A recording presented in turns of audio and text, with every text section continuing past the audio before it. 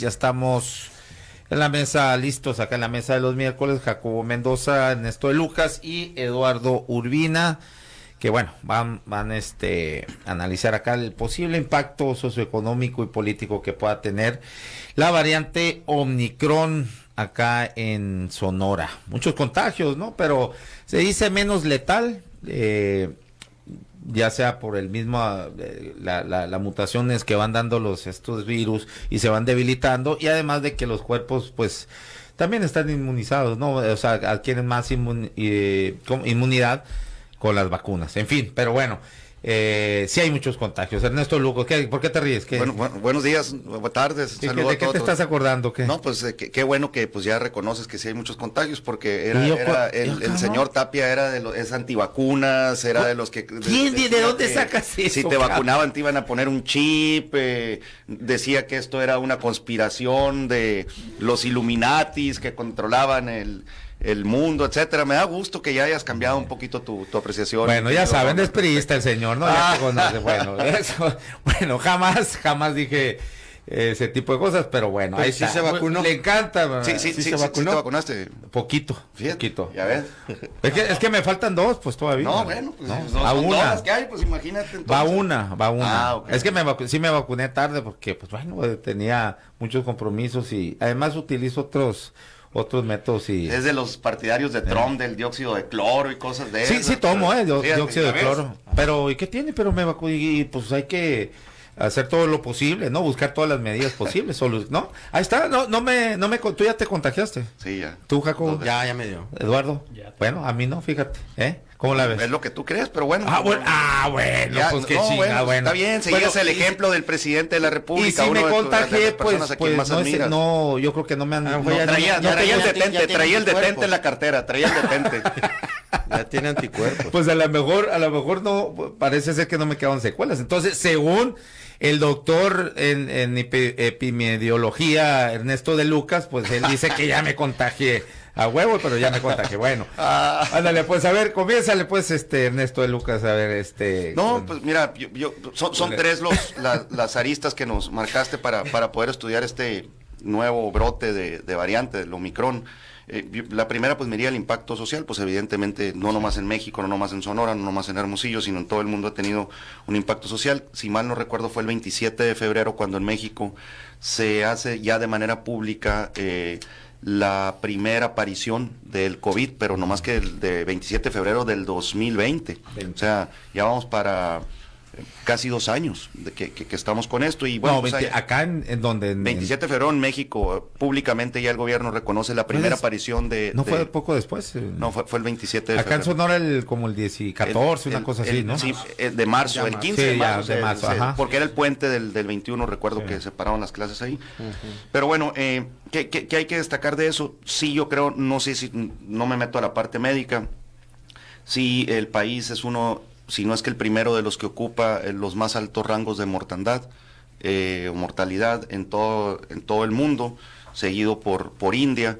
No sé si esto tiene que ver con la complexión del mexicano, con la forma en que y la gran cantidad de diabetes, hipertensión, de habitantes, ¿no? De población etcétera. Que tiene el país, 130 millones. No, porque es porcentual. Porcentual, dice. Sí, claro, es porcentual, y en todo caso, pues atendiendo esa tesis, pues hay que ver nomás dónde está la mayor, donde hay mayores aglomeraciones de gente, las ciudades que más población tienen, porque no todo el país tiene lo mismo. Creo que de los casi 2.500, 400 y pico municipios que hay en la República, pues 1,000 tienen el 95% de la población.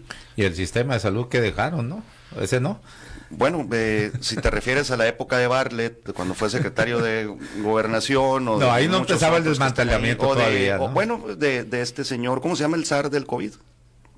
¿López Gatell o qué? López-Gatell fue subsecretario federal, ¿no? Creo que sí. Bueno, creo que sí. Pues sí, yo creo que sí. Pero ellos son los que tomaban las decisiones de desmantelar. No, bueno. No te pregunto. Bueno, tenía que ver en el sistema también. Yo estoy preguntando.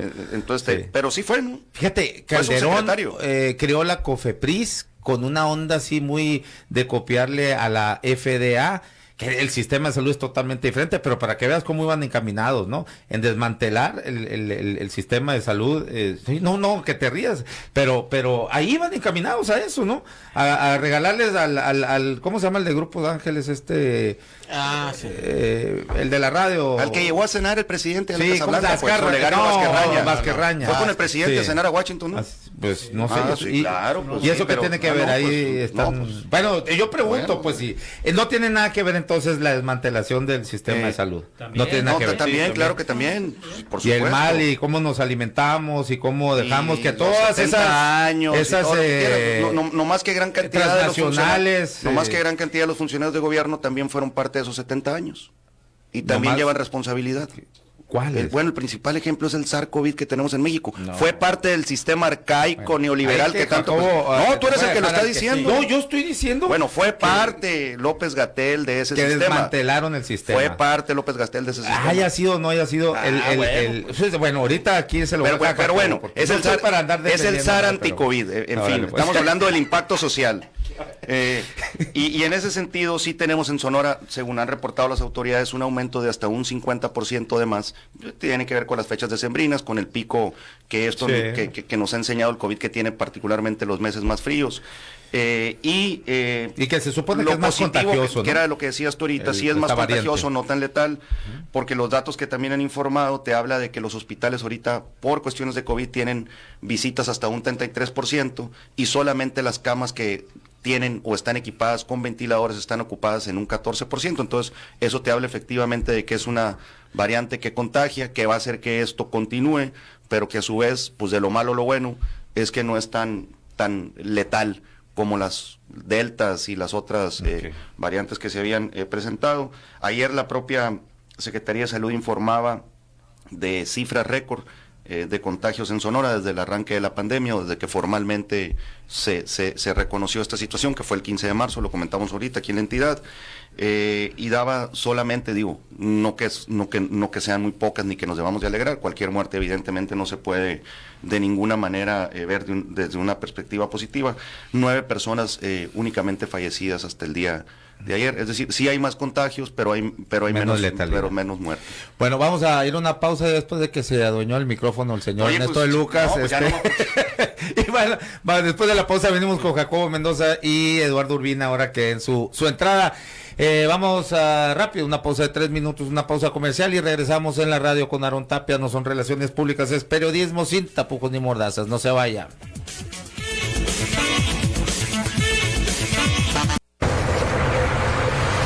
Son 95.5 FM. Son 95. La radio alternativa. La radio alternativa del desierto.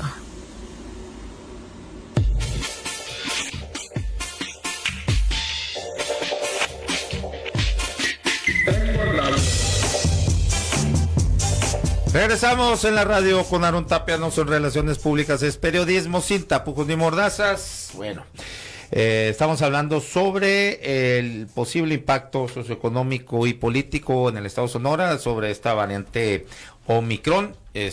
Bueno, ya se aventó un largo discurso aquí, el Pato ya me difamó, me calumnió. Ahora sí, bueno,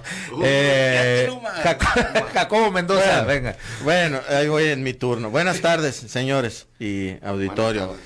Pues atendiendo la invitación. No tiene nada que ver el desmantelamiento. Sí, creo que hay sistema de un salud. contexto previo, sí, por supuesto, que venimos de un sistema que desmanteló y entregó sin equipamiento, sin personal, sin capacidad de respuesta del Estado, el sector salud, por supuesto que venimos de ese contexto, y afrontar ese contexto. Dice Ernesto que encima Morena con una tiene pandemia. también que ver y actores de este No es gobierno. no es un tema de partidos. Yo creo que si lo analizamos fríamente como sistema de salud, sí, definitivamente hay que reconocer que se viene de un sistema que descuidó y abandonó terriblemente el sector salud y que se tuvo que reaccionar de manera pronta, de manera ágil y de manera extraordinaria para poder superar la pandemia. Pero atendiendo la invitación, pues analizar criterios económicos, políticos, sociales, sin hablar en términos de salud, eso pues que lo digan los expertos, una simple opinión. Sí. Yo creo que es que gracias a la capacidad de respuesta que se tuvo para atender la pandemia y a que se implementó un sistema de vacunación de lo más completo en el mundo y que México fue de los pioneros en vacunar, incluso número 1 en Latinoamérica en aplicar vacunas, es gracias a esa capacidad de respuesta y de atención del Estado mexicano, que ahora esta nueva variante que denominan Omicron, es que agarró, digamos, a la población, a la inmensa mayoría de la población ya vacunada, y que por eso los efectos que se están teniendo, según voz de los expertos, son efectos que no están llevando a las personas a hospitalización o a condiciones graves. Creo yo entonces que en estas circunstancias el enfrentar esta nueva cepa lo que hace es propagar, porque es muy contagiosa. No es cepa, no es variante. O variante, sí. Propaga de manera más rápida los contagios, pero no tiene esa letalidad que se conoció. Entonces, por tanto, creo yo que si en estas circunstancias logramos superar esta cuarta brote que le denominan, según yo platiqué con un médico, estaríamos en posibilidades ya de verle fin a esto de la pandemia. ¿Por qué? Porque estaría generando ya te inmuniza, pues, esta variante, no es letal, pero sí te inmuniza, y creo yo que ya sería como la última fase. Creo yo que estaríamos en posibilidades de ver el fin de esta pandemia, pero bueno, que sean los médicos lo que lo determinen, ¿no? Oye, Barón, una pregunta muy rápido para no... Sí. ¿Quién es el país más neoliberal del mundo? No, pues no sabes. Bueno, Estados Unidos. ¿Quién donó el 75% de las vacunas a México? Y que es un apoyo. Bueno, gracias, bendito neoliberalismo. Espero que reconozcas eso. Entonces sí te declara fielmente, porque a veces lo niegas, que eres neoliberal. No lo critico, tiene sus fallas como todos los sistemas ideológicos económicos. Muy bondadosos los señores, ahora ya están quieren imponer un pasaporte biológico, un pasaporte biológico. ¿Y cuáles son, con qué vacunas son las que te van a dejar pasar? Con las que ellos producen, ¿no? O sea, pues cuando Sputnik V es la comprobado la más eficiente. Vamos a meter a temas médicos. Eduardo Urbina aquí. Entonces, ¿para qué estás chingando con eso? No estoy metiendo en temas médicos, ni cuál es más efectivo, no tengo conocimiento de eso. Eduardo Urbina. Bueno, mira, primero creo que es importante quitarle un poquito el dogma a la discusión. Creo que es inevitable reconocer que el tema de la mortalidad, los altos índices, tiene que ver un poco con todo, pero el factor más importante es la falta de estadística confiable. El gobierno federal decidió hacer una omisión del número de casos. Está contabilizado inclusive en el tema de muertes, que hay un exceso de mortandad, que habla no de 300,000 muertos en el país, sino supera ya el 500,000 de mexicanos muertos por COVID, que no está registrado a lo mejor por la Secretaría de Salud en su contabilidad, pero sí está contabilizado por el INEGI, por ejemplo. Entonces, obviamente, basarse en estadística oficial, y se ha visto que ha perdido confianza, inclusive ya no hacen estos tipos de mediciones. Se estaba hablando inclusive de temas contradictorios en el mismo gobierno federal, diciendo, por ejemplo, el día de ayer, el gobierno federal decía, si tienes un contagio, ve y aíslate, no te hagas la prueba, ve a tu casa y enciérrate. Es decir, pues ellos lo que quieren es que pase esta etapa, saben que están superados y saben que han sido superados, y pues obviamente esta nueva variante viene a ponerla en jaque. Yo no diría que es menos contagiosa, inclusive la OMS acaba de declarar... es más contagiosa, menos letal. Bueno, menos letal. Acaba de declarar que no necesariamente estemos levantando bandera blanca con el tema de que no sea más mortal. Inclusive hay estadísticas en la ciudad de Nueva York que marcan que sí hay aumentos en la capacidad de mortalidad de esta nueva variante. Obviamente sí importa y hay que celebrar que agarró a México en términos de una vacunación por lo menos más allá de lo que esperábamos en este tiempo, y hay que reconocerlo, y eso se reconoce. Más sin embargo, también hay que reconocer que obviamente este tema del sistema de salud, que estaba ya deshecho, y hay que reconocerlo, sí estaba deshecho el sistema de salud, pero pues una cosa es que esté deshecho y otra cosa es, como decían, llegarle a quitarle los alfileres que estaban colgados. Debo recordar que ¿Pero qué se tendría que haber hecho es que Morena, el gobierno, o sea, para no tener tantos contagios y tantos muertos? Llegan y desaparecen el Seguro Popular, ¿sí? El Seguro Popular atendía, digamos, el 30% más de bajos recursos en el país, tenían acceso 80% en el Seguro Popular. Esa cifra bajó abajo el 50%, es decir, le pegaron directamente a las personas que no tenían acceso ni siquiera a un doctor.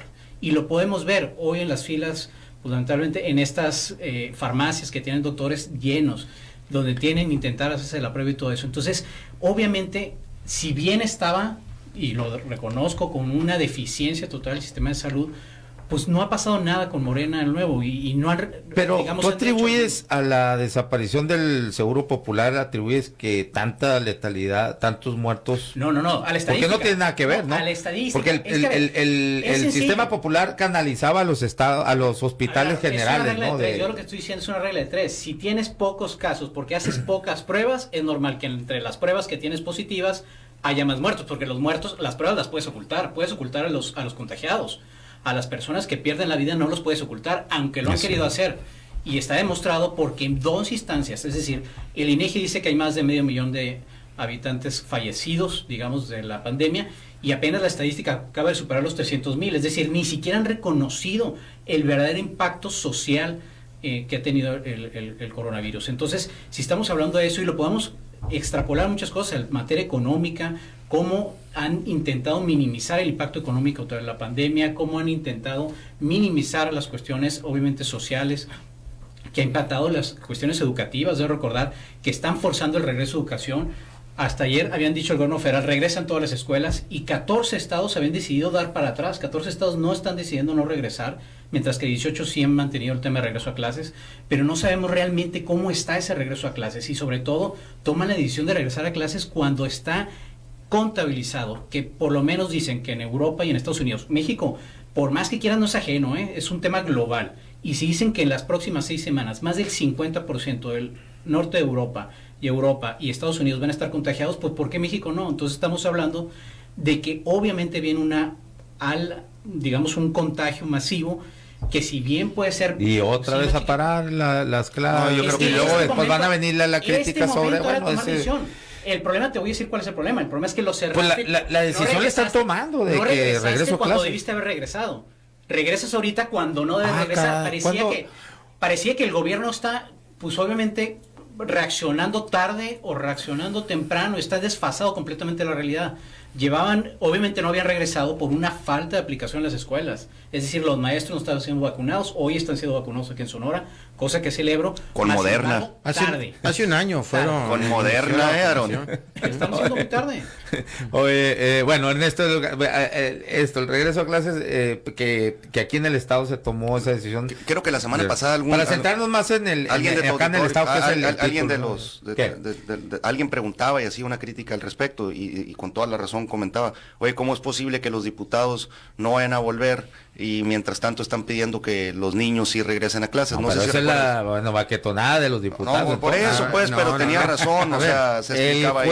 Estamos citados mañana a la permanente. O sea que te lo vas a pintar, Pato. No, yo no estoy en la comisión permanente. Pero no se interrumpió el trabajo del Congreso. Es que mandaron un boletín, pues, entonces se hizo medio ruido ahí. De medidas preventivas. Entonces, lo que yo te comentaba ahí, que en todo caso se tiene que dejar este regreso a clases, pues, al criterio de los padres, punto. Que otra vez, por ejemplo, el tema de la sanitización, famoso, ya está demostrado por las autoridades de salud que aventar estas bombitas de aire para limpiar no sirve. No sirve de nada. Entonces, obviamente, imagínate. ¿Dónde sí es urgente, por ejemplo, Aaron, suponiendo que se cierre o no se cierre, Eduardo, o no sé qué decisión se vaya a tomar? Yo creo que no se debe cerrar ya, en fin, pero, por ejemplo, Sonora es un estado de servicios, concretamente la capital, que es donde vive poquito más de la tercera parte de la población de la entidad. Si mal no recuerdo, entre el 75 y el 78% de todos los negocios que emplean de 1 a 10 personas tienen que ver con servicios. Tú, este incremento en la inflación, que es lo que le pega a la gente realmente, la carestía de todo, que es mundial, no es propio de México, pero que estamos en cifra récord, pues los expertos económicos te dicen que tiene que ver por unas rupturas en las cadenas de suministro, donde la gente empezó a exigir más productos que servicios. Entonces, derivado de eso, tú puedes ver hoy por hoy que Guatabampo, Hermosillo, Cajeme son ciudades que incluso están por encima de la inflación, el promedio general. Promedio. Entonces, ahí sí creo que independientemente de la decisión, si es que se toma, si es que se contempla, sí debiésemos estar viendo ya y analizando un plan por parte del secretario de Economía, por parte de las autoridades que tienen que ver en la materia aquí en el Estado, para no volver a cometer los errores que evidentemente pues sí se cometieron en gran medida, o abriendo muy tarde, o retrasando muchas cosas al inicio de esto, que todos desconocíamos también. Uno, que iba a durar tanto, y dos, pues que íbamos a estar todavía 2 años después de que se anunció, dialogando, hablando, queriendo entender incluso cómo reaccionar y cómo hacerle frente en la otra pandemia, que es la económica. Jacobo. Bueno, en el entendido de analizar la parte económica, ¿no? Bueno, primero que nada, nomás aclarar que el Congreso tomó medidas preventivas y no interrumpió sus labores. De hecho, está la convocatoria para mañana la Diputación Permanente. Segundo, creo yo que sí se atendió y que se ha sido muy realistas en todo el proceso de la pandemia y se ha informado debidamente a la sociedad, y creo yo que se ha sido muy responsable. Hablo desde las instancias del gobierno federal, que aquí se cuestionó, pero es mi opinión personal, que se ha sido muy responsables y se ha trabajado de una capacidad de respuesta extraordinaria. Acuérdate que le dejaron al licenciado López Obrador, cuando él llegó, 400 hospitales a medio pelo, y rápidamente, en el transcurso de la detección de la pandemia a la máxima capacidad de atención, tenía ya más de 1,000 hospitales con atención y capacidad de respuesta al COVID. ¿Qué dices? ¿Qué opinas de los detractores del presidente en cuanto a que es una irresponsabilidad el que no use el cubrebocas, y que además pasando por encima de las recomendaciones del secretario de Salud y todo esto? No sé, has hablado mucho de eso. El tema del cubrebocas yo creo que ha formado parte de una discusión a la que le han agregado un montón de factores, ¿no? Yo creo que la pandemia dejó condiciones y criterios y está cambiando la manera de convivir, de relacionarnos, y que debemos de tomar medidas de higiene y precaución que deben de ser permanentes. La pandemia no se va a ir de un día para otro, va a permanecer con nosotros y vamos a tener que formar hábitos de higiene permanentes, o sea, lavado de manos, antibacteriales, cubreboca, o en fin. Entonces, yo creo que sí debemos de acostumbrarnos a esta nueva normalidad. Que si decide alguien usarlo o no, ya el criterio de los especialistas es que es preferible usarlo, pero que no por el hecho de traerlo o no traerlo cambia algunas circunstancias. Entonces ese es el criterio de los expertos. Yo prefiero considerar que es conveniente usarlo, y que incluso debe de permanecer en nuestros hábitos de higiene y de consumo. Cuando vayas a tener contacto, ¿no? Porque de repente veo pues si estás ya con sana distancia, pues te lo puedes quitar. A gente que va en el carro sola, es como si te pusieras un condón y durmieras solo. Pues, mira, no, o sea, es lo mismo. De hecho, pues es que cuando vas en el es que es lo mismo. Bueno, o sea, ¿para qué quieres en el carro ir solo con y por último, lo de la economía. Te va a causar más infección. Sí, ¿no? Lo de la economía que mencionaba aquí el compañero, ¿no? Definitivamente el mundo sufrió una crisis económica que ya venía una condición de recesión económica a nivel mundial. Antes de la pandemia ya venía una condición de recesión económica en Norteamérica y en Europa, y eso vino arrastrando y se complicó con lo de la pandemia. Creo yo también que debido a la atinada capacidad de respuesta de las políticas económicas que se tomaron, en México no hubo una crisis de consumo.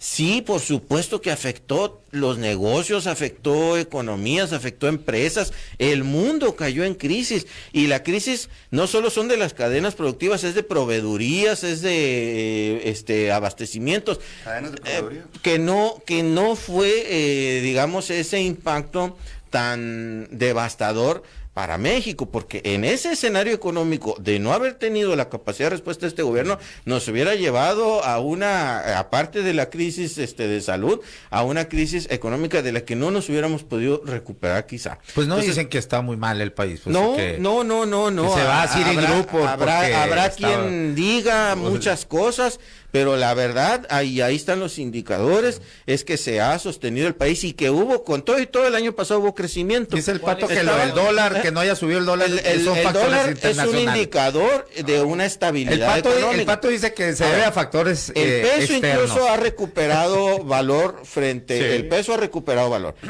La principal, el primer indicador de una crisis económica hubiera sido una gran devaluación, no se ha tenido. Perdón, quería decirme algo. No, es que dices indicadores, lo que dices, ¿qué indicadores dicen que estamos bien? Bueno, te puedo decir, el dólar, la paridad peso-dólar es un indicador, las reservas de México que son... Cuando sube, bueno, déjame responderte. Pues. Cuando baja es culpa mía. Bueno, espero que... indicadores, la paridad peso-dólar es un indicador, las reservas internacionales del Banco de México, la capacidad de los recursos que se tienen, son indicadores históricos, las inversiones extranjeras directas y nacionales son indicadores históricos. Ahora, te voy a decir algo, el tema de la inflación sí tuvo un repunte en el mundo a partir de este último trimestre, pero aparte de eso, durante todo el transcurso de la pandemia, hasta hace un trimestre, pues la inflación estuvo bajo control, incluso alrededor del 3% y no se movía de ese rango. Ahora hay otro factor internacional que ha desplazado la inflación al 6%, ¿no? Este último mes. Pero bueno, entonces, ¿cuáles son los indicadores? Paridad peso-dólar, reservas internacionales, inflación, y te podría decir inversión directa, y te voy a decir el empleo que se ha recuperado, no obstante. Pero bueno, en términos global sí cayó, pero bueno, en registro ante IMSS se ha recuperado incluso a niveles el último trimestre. Pero creo que no llega a recuperarse. Más en diciembre se perdieron 20,000 empleos. Como se tenía antes, pero ha habido recuperación gradual y constante. Recuperación gradual y constante de las fuentes de empleo. ¿Cuánto se perdieron? 20,000 en diciembre reportados en Sonora. El último trimestre. Del último trimestre. Que diciembre es tradición, que se pierde. Sí. El único tema es, si haces una valoración integral, no estamos en la misma cantidad de empleos que antes de la pandemia. Es decir, no hemos logrado recuperación. Y pareciese que este análisis de, oye, es que es histórico, obviamente son factores crecientes, es decir, por el mismo valor del dinero, tiene un tema creciente. Aquí el tema es, hay una fuga de capitales registrada, hay una falta de empleo, hay una falta de calidad del empleo. Pero es curioso ahí, ¿no? Y agregaría el aumento a los salarios, perdón, me agregaría ahí nada más. Es curioso cierta fuga de capitales, pero aumenta la inversión extranjera, la inversión directa extranjera. O sea, ahí está raro, ¿no?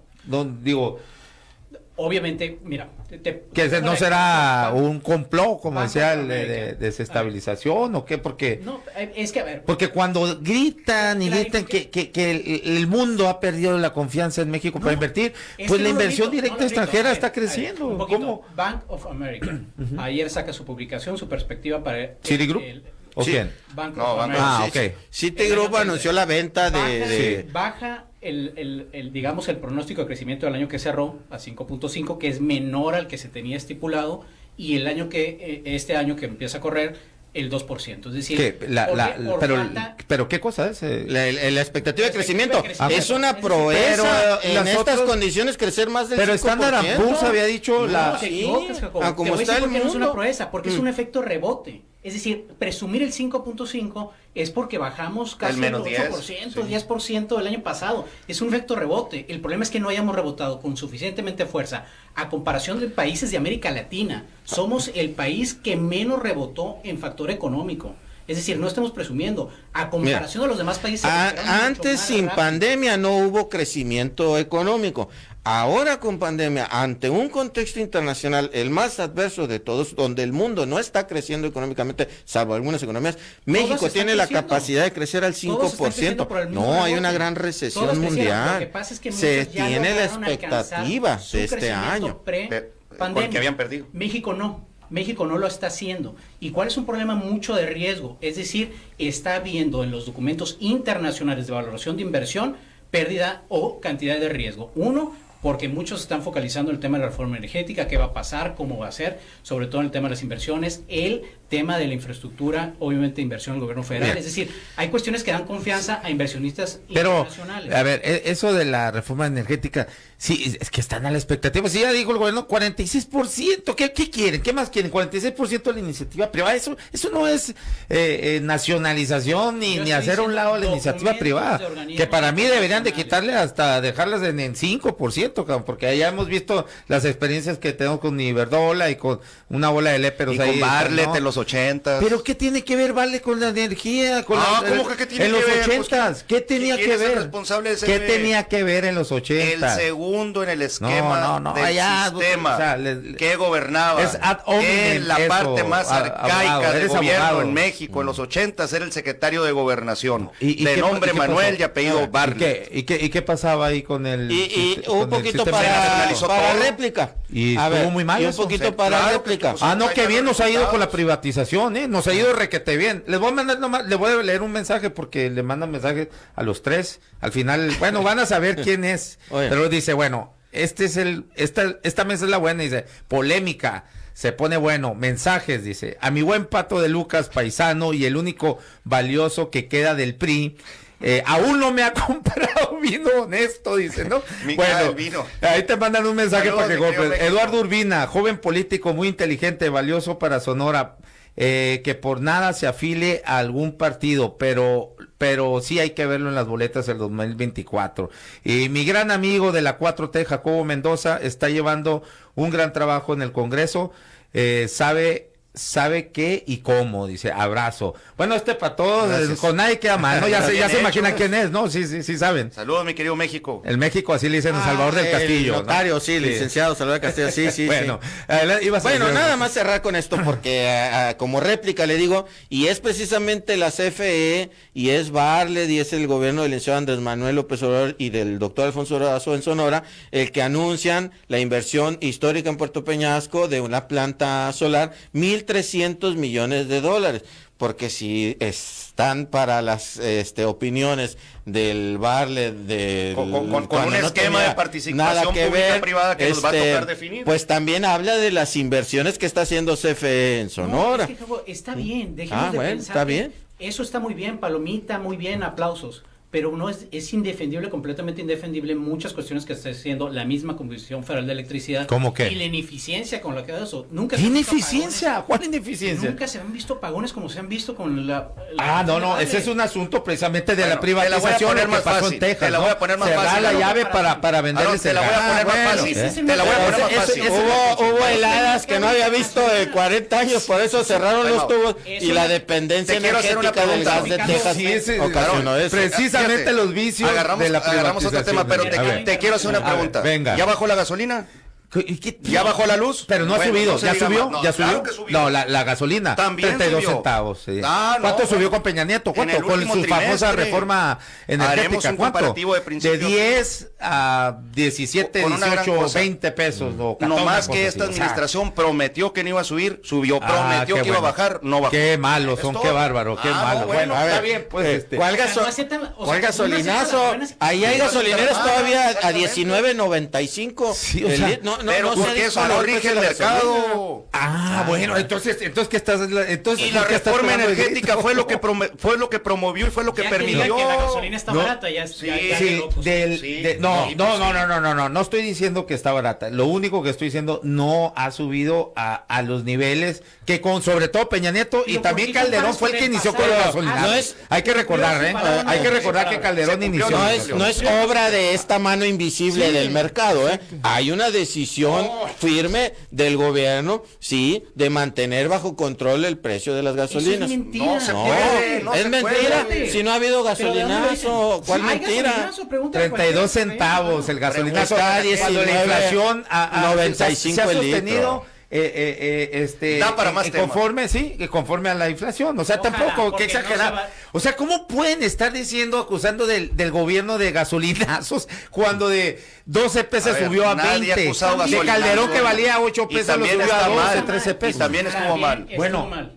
¿con cuánto? Y si no, cuánto se valía el litro? estuviera, si no se estuviera fortaleciendo Pemex, Sí. ve tú a saber las otras gasolineras a cómo Pero hubieran ¿cómo tenido el litro de fortalecieron? 2018. ¿Cómo es la empresa que más ha perdido en todo el mundo? Una pregunta. Y- ¿Cuánto está ahorita el 19.32. Ok, y cuando entró en diciembre del 2018. 17.14. No seas mentiroso. Ah, Estaba claro que 19 sí. o 18, Sí. ¿no? Algo así. Sí. Sí, no ha sido la variante, ha sido alrededor de un peso. No se Ya vas de 32 en un peso, fíjate. ¿Cómo que de 32 No, el centavos. último Hay fue de que 32 analizar. centavos. Pero bueno, estamos hablando de El otra tema es cosa, el IEPS. Sí. Se comprometieron a eliminar el IEPS y No, no lo han no lo han eliminado. eliminado. Punto. Les gustó tener dinero Ahí disponible. estamos de acuerdo, estamos de Punto. acuerdo. Ese es el Estamos de tema. acuerdo ahí, porque ¿para qué hacer ese tipo Lo demás, de ofertas si en sube, las y campañas te voy a ser electorales? muy Estoy de claro, acuerdo. Si sube, no es culpa del presidente. Si baja, tampoco es culpa del presidente. Las Lo dos, que es las su culpa dos. es haber mantenido el IEPS y agarrar Bueno, dinero muy de bien. los sonorenses. Impacto político para- se nos fue el Y, tiempo. sí. ya. y ahora que Para esté el la otro miércoles. y ahora que esté la refinería todavía para mayor impresión Híjole. aquí de los compañeros, No, hombre, más van a- se va a apoyar Grábalo, Pemex y se va a grábalo, fortalecer porque si no baja, mira, el sector Bueno, energético. hay muchos mensajes, ya me están reclamando que nomás leo los de Salvador, pero ya se nos acabó el tiempo, lo vamos a leer. Ahorita Es que se los le voy a van a pasar a regalar una todos. pizza ahorita.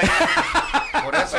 Ok, muchas gracias, Eduardo, Gracias, Pato, gracias, Jacobo. gracias, Esto fue la saludos. radio con Aarón Tapia, no son relaciones públicas, es periodismo sin tapujos ni mordazos. Nos vemos y nos escuchamos mañana en otra emisión más acá en Sub 95.5 de FM, la radio alternativa del desierto. Gracias.